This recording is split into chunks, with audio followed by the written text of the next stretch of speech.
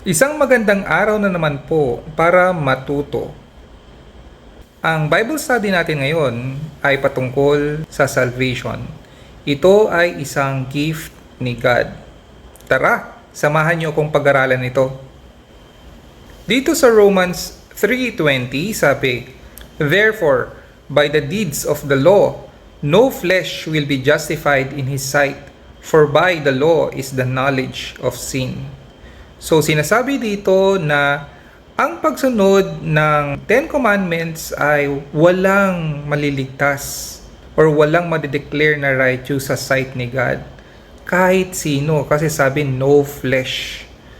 Kasi yung law, pinapakita lang na makasalanan tayo. Sa Romans 6:23 sabi naman, "For the wages of sin is death, but the gift of God is eternal life in Christ Jesus our Lord." So ang kabayaran ng kasalanan daw ay kamatayan. Remember, kanina sabi na yung law pinapakita na makasalanan tayo. Ibig sabihin lahat tayo nagkasala.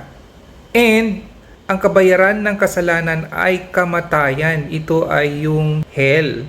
Deserve natin yon. Buti na lang may good news. Sabi dito, ngunit ang regalo ng Diyos ay eternal life. Regalo lang yung buhay na walang hanggan kay Hesus Kristo.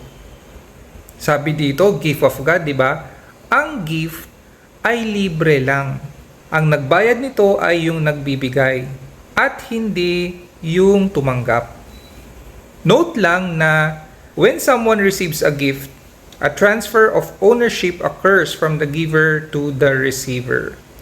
Ang ibig sabihin nito ay pag tinanggap ng isang tao ang isang regalo, yung pagmamay-ari ng regalo ay na-transfer na dun sa tumanggap.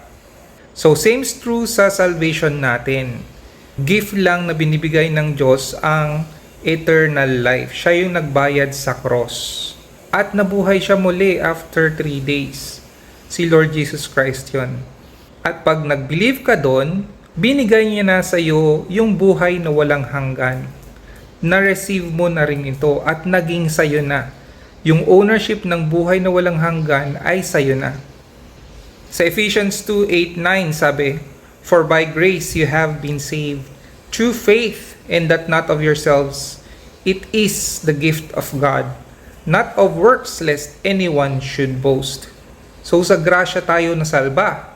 Grasya meaning unmerited favor. Natanggap mo pero hindi mo pinaghirapan. Hindi mo karapat-dapat na matanggap.